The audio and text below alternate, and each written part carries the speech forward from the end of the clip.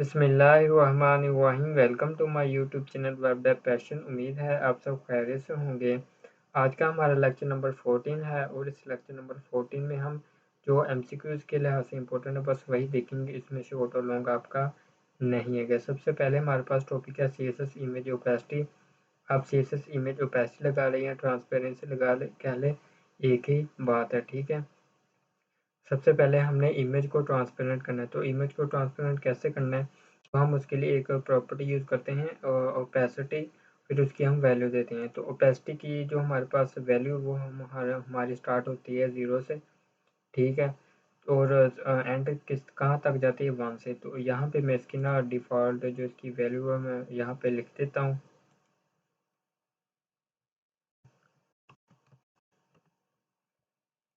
तो इसकी वैल्यू हमारे पास होती है 0 to 1, ठीक है। इसकी वैल्यू जो हमारे पास है ओपेसिटी की, ठीक है। अगर हमने ओपेसिटी अप्लाई करनी है तो आप 0 से लेकर 1 तक जितनी भी जो इसके दरमियान में वैल्यूज़ आती हैं आप वो लगा के इसको इमेज को एज अ ट्रांसपेरेंट कर सकते हैं, ठीक है। तो आपने वो कैसे लगाना है, तो आप इमेज पर भी लगा सकते हैं। अगर आपने इमेज के होवर पर लगाना है तो पी पर लगा सकते हैं, ठीक है। तो आपने कैसे लगाना है, VS कोड में हमने आना है। तो यहाँ पे आके हमने एक इमेज लगानी है।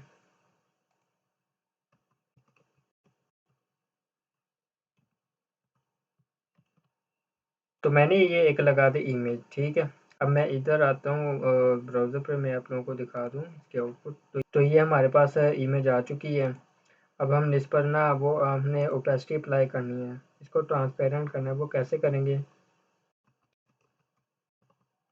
सबसे पहले आपने यहाँ पे स्टाइल का टैग लगाना है L,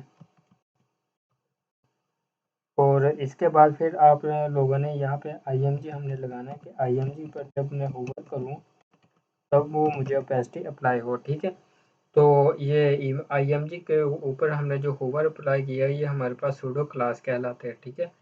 सूडो क्लास ही हमने इस पर अप्लाई की है। मैं इस पर अप्लाई कर देता हूँ ओपेसिटी की प्रॉपर्टी।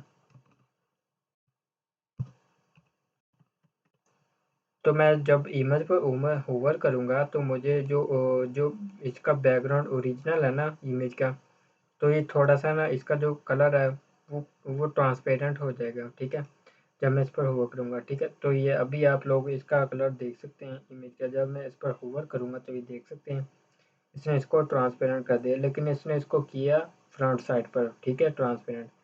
ये तो होगी हमारी ओपेसिटी फ्रंट साइड पर ये अप्लाई होती है, ठीक है। ये पेरेंट और चाइल्ड ये दोनों पर ही अप्लाई होती है। अगर आपने ओपेसिटी यूज़ की है तो ये पेरेंट और चाइल्ड दोनों पर अप्लाई होगा और दोनों की फ्रंट साइड को ये ट्रांसपेरेंट कर देगी, ठीक है। अगर आप लोग चाहते हैं कि मेरा फ्रंट साइड ना हो ट्रांसपेरेंट, मैं बैकग्राउंड को ट्रांसपेरेंट करना चाहता हूँ, तो उसके लिए आप एक प्रॉपर्टी यूज़ है अल्फ़ा, आप वो उसका यूज़ कर सकते हैं, ठीक है। तो वो भी मैं आप लोगों को यहाँ पे करके दिखा देता हूँ। तो यहाँ पे मैंने एक पी का टैग लगाया और यहाँ पे मैंने पैराग्राफ लगा दिया, ठीक है। तो इसे इमेज को मैं फ़िलहाल रिमूव कर देता हूँ यहाँ से। तो अब आप देख सकते हैं ये मेरे पास पैराग्राफ आ चुका है, ठीक है। अब हमने इसको ना स्टाइलिंग अप्लाई करनी है। तो यहाँ पे मैं आता हूँ स्टाइल के टैग में, यहाँ पे मैं इसकी ना सी से स्टार्ट करता हूँ। अच्छा, मैंने पैराग्राफ का सिलेक्टर लिया, इसको हम एलिमेंट सेलेक्टर कहते हैं। बैकग्राउंड कलर मैंने इस पर अप्लाई कर दी, पैडिंग मैंने अप्लाई कर दी 20 पिक्सल, ये चारों तरफ पैडिंग अप्लाई कर देगा। मतलब कि जो मेरे पैराग्राफ के अंदर स्पेस है वो स्पेस छोड़ देगा चारों तरफ, और इसका मैंने फ़ॉन्ट साइज इंक्रीज़ कर दिया। ये मैं ब्राउज़र पर आता हूँ, यहाँ पे मैं आप लोगों को ज़ूम करके दिखा देता हूँ। तो ये आप देख सकते हैं मेरे पास एक पैराग्राफ आ चुका है। अब मैं इस पर ना जो इसको बैकग्राउंड है वो मैं इसका ट्रांसपेरेंट करना चाहता हूँ। तो यहाँ पे आप इसका जो वो यूज़ करेंगे RGBA, ठीक है। तो आप देख सकते हैं मैंने जो बैकग्राउंड कलर रेड लगाया था मैंने यहाँ पे भी रेड लगा दिए। सिंपल मैंने यहाँ पे चेंज किया कि मैंने RGB लगा दिया, रेड ग्रीन ब्लू। मैंने आप लोगों को याद है ना करवाया था, ये हमारे पास रेड की वैल्यू, ये हमारे पास ग्रीन, ये हमारे पास ब्लू, ठीक है।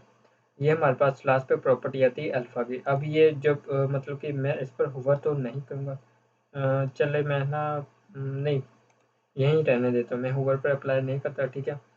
मैं इसको किया सेव, सेव जाके मैंने अपने ब्राउज़र पर गया तो ये देख सकते हैं मेरे पास जो बैकग्राउंड है सिर्फ वही मेरे पास ट्रांसपेरेंट हुआ है, बाकी इसने फ्रंट साइड को कुछ भी नहीं किया, ठीक है। लेकिन अगर आप यहीं आप ओपेसिटी अप्लाई करते तो ये दोनों पर अप्लाई हो, फ्रंट एंड पर और बैक एंड पर भी। मैं आपको लोगों को दिखाता हूँ। तो मैंने यहाँ पे बैकग्राउंड कलर रेड दे दिया और ओपेसिटी अप्लाई कर दी, ठीक है। मैं ब्राउजर पर जाता हूँ तो देखिए इसने फ्रंट साइड और बैक साइड दोनों को इसने ट्रांसपेरेंट कर दिया, ठीक है। तो यहाँ पे इस बात का कॉन्सेप्ट आपने याद रखना है। अगर आपने बैकग्राउंड जो ट्रांसपेरेंट करना है तो उसके लिए आप RGBA का यूज़ करेंगे। अगर आपने फ्रंट साइड पर कोई ट्रांसपेरेंट करना है, ठीक है, इमेज ट्रांसपेरेंट करनी है या टेक्स्ट ट्रांसपेरेंट करना है तो उसके लिए आप ओपेसिटी का यूज़ करेंगे। उसके बाद हमारे पास टेक्स्ट इन ट्रांसपेरेंट बॉक्स, इसको जस्ट आपने इसको just as it is read out कर लेना है, इसमें समझाने वाला कोई काम नहीं है। उसके बाद CSS इमेज सेपरेट जो कि अब यूज़ नहीं होती, इसको भी जस्ट एज इट इज़ आपने रीड आउट करना है। अगर ना भी ये रीड आउट करें तो कोई बात नहीं, पेपर में इसके हवाले से आप लोगों को पूछा नहीं जाएगा। उसके बाद हमारे पास नेक्स्ट टॉपिक है हमारे पास CSS मीडिया क्यूरी का मीडिया टाइप। तो मीडिया का आप ये कॉन्सेप्ट समझिए कि हमने एक वेबसाइट बनाई है। अब वो वेबसाइट हमने जो हमारे पास लैपटॉप है, हमने इसके अकॉर्डिंग टू डिज़ाइन कर ली। अब हम चाह रहे हैं कि हमारी जो वेबसाइट है वो हमारे पर मोबाइल पर रिस्पॉन्सिव हो, ठीक है। टैबलेट पर अगर कोई यूज़ करे तो टैबलेट पर रिस्पॉन्सिव हो, लैपटॉप पर जो हमारे पास रिस्पॉन्सिव शो हो। देखो तो इन तमाम मीडिया में हमारे पास जो वेबसाइट है उसका UI है ना वो उसका ख़राब ना हो, ठीक है। वो जहाँ जहाँ जिस मीडिया पर वो जाती है तो उससे वो रेजोल्यूशन के हिसाब से वो अपने जो एलिमेंट है उसको एडजस्ट कर लेगा, ठीक है। तो इसको हम मीडिया क्यूरी का नाम देते हैं, ठीक है। आप लोगों ने जस्ट कॉन्सेप्ट याद रखना और पेपर में आप लोगों ने खुद लिख के आना, ठीक है। अगर आप खुद से ट्राई करेंगे, खुद लिखेंगे तो आपको फुल मार्क्स मिल सकते हैं, ठीक है। तो CSS मीडिया क्यूरी का मैंने आप लोगों को बता दिया। इसका आपने सिंटैक्स देखना जो कि मोस्ट इम्पोर्टेंट है। ये हम आपके पास जो हमारे पास सिंटैक्स है ये आपके पास इम्पोर्टेंट है। मैं यहाँ पे लिख देता हूँ डैट इज़ इम्पोर्टेंट, ठीक है। ये आपके पास शॉर्ट क्वेश्चन में मे भी आपसे पूछ सकते हैं मीडिया क्वेरी का आप जो सिंटैक्स बताएं, ठीक है। तो मीडिया क्वेरी हम प्रैक्टिकली भी इम्प्लीमेंट मैं करके दिखाता हूँ। यहाँ पे मैं ब्राउज़र पर आता हूँ तो यहाँ पे मैं ना एक कोड है वो मैं यहाँ पे पेस्ट करता हूँ जल्दी से। ओके, तो मैंने यहाँ पे अपना कोड पेस्ट कर लिया। ये एक मैंने हेडिंग दी है, एक ये मैंने पैराग्राफ दिया है और इसके अंदर ये मैंने टेक्स्ट लिखा है।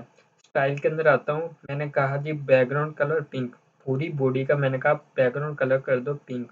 तो अब ये देख सकते हैं मैं ब्राउज़र पर आता हूँ तो ये देखिए हमारे पास इस टाइम बैकग्राउंड कलर हमारे पास पिंक है, ठीक है। तो जैसे ही इधर मैंने एक मीडिया क्यूरी लगाई, मैंने कहा ऐट मीडिया क्यूरी स्क्रीन जब आए मेरी 480 पिक्सल मैक्स विड्थ मैंने लगाई। तो मैक्स विड्थ का क्या है मतलब कि 0 से लेकर 480 पिक्सल तक ये यहाँ पे जो हमने कोड लिखा होगा ना वो 480 पिक्सल तक ही अप्लाई होगा, इससे ऊपर वो अप्लाई नहीं होगा, ठीक है। मैक्स विड्थ का मतलब ये है कि 0 से लेकर 480 पिक्सल तक, ठीक है। जो 480 पिक्सल तक जब हमारा कोड आएगा, ठीक है, तो ये हमारे पास कोड अप्लाई होगा, ठीक है। तो इसको मैं करता हूँ सेव जाकर अपने ब्राउज़र पर जाता हूँ तो पहले हमारे पास है पिंक कलर, ठीक है। तो इस बात को समझे। तो मैं यहाँ पे इसको अब रिसर्च करता हूँ तो यहाँ पे आपने ना ध्यान करना है, ये डिमेंशन आपको दिख रही है ना। तो मैं जैसे इसको रिस्पॉन्सिव करूँगा ना तो देखिए 480 से ये नीचे 480 के बराबर, ये 480 से नीचे, तो देखिए 461 पे आ गया। अब ये 480 से नीचे ये 480 के बराबर अप्लाई हुआ। तो मैं यहाँ पे देख देता हूँ तो ये देखिए 475, तो तब भी हमारे पास background colour light green use हो रहा है, ठीक है। तो इस तरह से हम इसको मीडिया क्यूरी का यूज़ करते हैं, ठीक है। तो इस तरह से हमारे काम करते हैं मीडिया क्यूरी। देन उसके बाद हमारे पास इसका मैंने आप लोगों को बता दिया CSS एट्रीब्यूट सेलेक्टर है। तो हमारे पास स्टाइल हमारे पास कुछ स्पेसिफिक एट्रीब्यूट होते हैं जिसको हम स्टाइल कर सकते हैं। जैसे कि आप CSS की आएँ यहाँ पे आप कोई भी सिलेक्टर लगाएं, ठीक है। यहाँ पे उसका एट्रीब्यूट दें और उसका सिलेक्टर बताएं। तो यहाँ पे एक और क्या है हमारे पास एक एक सिलेक्टर है, ठीक है। उसके अंदर हमारे पास एक एट्रीब्यूट है, उसको हमने बैकग्राउंड कलर देना है या कलर अप्लाई करना है, कोई भी आपने स्टाइलिंग अप्लाई करनी हो तो उसके लिए आप ये यूज़ करेंगे। अगर आप मतलब कि स्पेसिफिक एट्रीब्यूट के साथ आप उसकी वैल्यू देना चाह रहे हैं तो उसके लिए ये यूज़ होगा, ठीक है। तो इसको ना मैं आप लोगों को अभी इम्प्लीमेंट करके दिखा देता हूँ। इसको मैं सारा करता हूँ रिमूव और न्यू कोड में यहाँ पे टाइप करता हूँ। तो यहाँ पे मैं एक ए का टैग यूज़ करता हूँ, ठीक है। तो यहाँ पे मैं हैश डाल करता हूँ, यहाँ पे मैं लिख देता हूँ जी लिंक, ठीक है। तो मैंने कहा जी लिंक, तो मैंने इधर लिख दिया लिंक। अब मैं जस्ट हेड पे आता हूँ, मैं स्टाइल अप्लाई करता हूँ। यहाँ पे मैंने लिखा था, मैंने कहा ए, ठीक है। ए के अंदर मैंने कहा जी टारगेट की अभी तो हमने ए को हमने दिया ना, हमने जब इमेज बनाते हैं ना तो उसको हम सारी बात है टारगेट ब्लैंक देते हैं ना, ताकि वो नेक्स्ट पेज पर शो हो। तो मैंने कहा ए, इसका जो एट्रीब्यूट है टारगेट, ठीक है, उसको करो टारगेट, एंड देन फिर उसको करो स्टाइल। तो टारगेट के लिए आपने यहाँ पे कॉलम को रिमूव कर देना है, और यहाँ पे आपने जो भी मैं कहता हूँ बैकग्राउंड कलर मैं येलो दे देता हूँ, ठीक है। आप कलर भी अप्लाई कर सकते हैं, कलर मैं दे देता हूँ कि रेड। इसको मैंने सेव किया, ब्राउज़र पर गया तो ये आप देख सकते हैं हमारे पास बैकग्राउंड कलर इसका येलो और कलर इसका रेड आ चुका है, ठीक है। तो ये हमारे पास है ये CSS एट्रीब्यूट। इसके बाद CSS वैल्यू और इसके एट्रीब्यूट भी आप दे सकते हैं। फॉर एग्जांपल मैंने कहा जी टारगेट इज इक्वल टू, फिर आपने कोटेशन मार्क्स अंडरस्कोर आपने लगाना है ब्लैंक, ठीक है।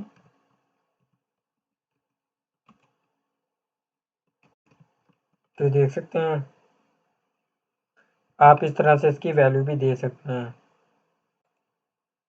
उसके बाद हमारे पास है नेक्स्ट, हमारे पास है CSS एट्रीब्यूट। ये आपने जस्ट MCQs के लिए देख लेने हैं। CSS एट्रीब्यूट और tilde sign which is equal to value, ये आपने इसके ना जस्ट आपने इसके सिंटैक्स देख लेना है, ठीक है। उसके बाद हमारे पास ये भी आपने इसके सिंटैक्स देख लेना है। उसके बाद हमने कोई फॉर्म हम स्टाइल अप्लाई कर रहे हैं ना, तो उसके लिए आप एक इनपुट टाइप टेक्स्ट या आपके पास इनपुट टाइप कुछ भी होगा आप यहाँ पे टाइप कर सकते हैं, उसको आप स्टाइल कर सकते हैं। कैसे?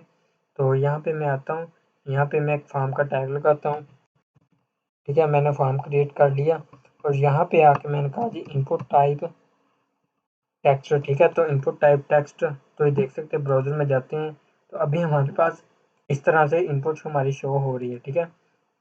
तो हमने फॉर्म है ना, फॉर्म के अंदर जो हमने इनपुट है इसको हमने स्टाइल करना है, तो इसको कैसे करेंगे? हम कहेंगे फॉर्म, फॉर्म के अंदर हमारी जो इनपुट है ना, फिर उसके अंदर जो टाइप टेक्स्ट है, ठीक है। तो मैंने कहा जी उसको बैकग्राउंड कलर दे दो रेड, एंड देन फिर मैंने कहा जी कलर उसको दे दो वाइट, ठीक है। तो इस पर जाते हैं, ब्राउज़र पर जाते हैं तो देखें हमारे पास कलर इसका रेड, एंड देन फिर आप इसको जो भी कुछ टाइप करें इसका कलर वाइट आ रहा है हमारे पास, ठीक है। तो ये थी कुछ इसकी एग्जांपल्स। आपने जस्ट इसकी एग्जांपल और इसकी डेफिनेशन वगैरह देख लेनी है, जिस टाइम से के लिए इंपॉर्टेंट है, ठीक है। बाकी जो शॉर्ट एक क्वेश्चन था वो मीडिया के रुके, वो मैंने आप लोगों को यहाँ पे इम्प्लीमेंट करके प्रैक्टिकल करके दिखा दी, ठीक है। तो उम्मीद है आप लोगों को ये लेक्चर अच्छा लगा होगा। तो यार मेहनत बहुत लगती है लेक्चर बनाने में, पूरी सीरीज़ आप लोगों के लिए अपलोड कर दी है। तो सब्सक्राइब करें, लाइक करें और अपने दोस्त के साथ शेयर करें। Thank you for watching.